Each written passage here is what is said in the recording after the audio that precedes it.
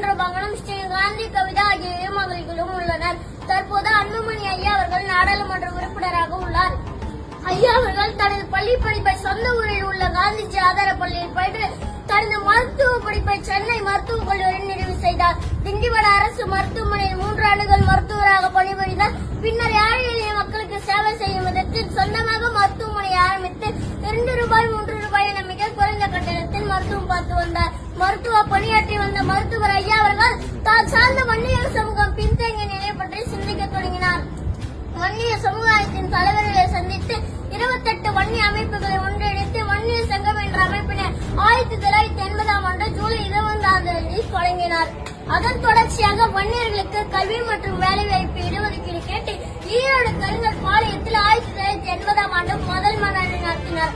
1984ஆம் ஆண்டு சென்னை மெரினாவில் பட்டினி போராட்டம், 1976ஆம் ஆண்டு பல்வேறு காலகட்டங்களில் கவனஈர்ப்பு ஆர்ப்பாட்டம், எம்ஜிஆருக்கு கருப்பு கொடி காட்டு போராட்டம், ரயில்வேயில் போராட்டம் என பல போராட்டங்களை நடத்தினார்.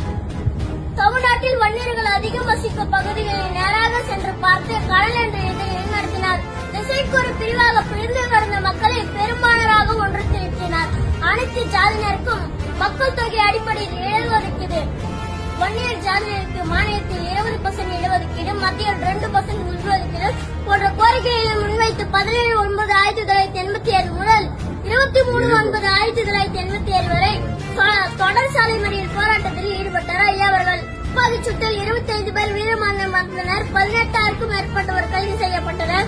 தேர்தலை புறக்கணித்து வந்த வன்னியர் சங்கம் ஜூலை 16, 1989ஆம் ஆண்டு பாட்டாளி மக்கள் கட்சியாக உருவெடுத்தனர். தமிழ் வளர்ச்சிக்காக பொங்கு தமிழ் அறக்கட்டளை, அலைவோசை செய்தித்தாள், மக்கள் தொலைக்காட்சி போன்ற 35க்கும் மேற்பட்ட அமைப்புகளை அன்று முதல் இன்று வரை திறன்பட செய்து வருகிறார் என்றால் அது மிகையாகாது. வாழ்க மருத்துவர் ஐயா அவர்கள்.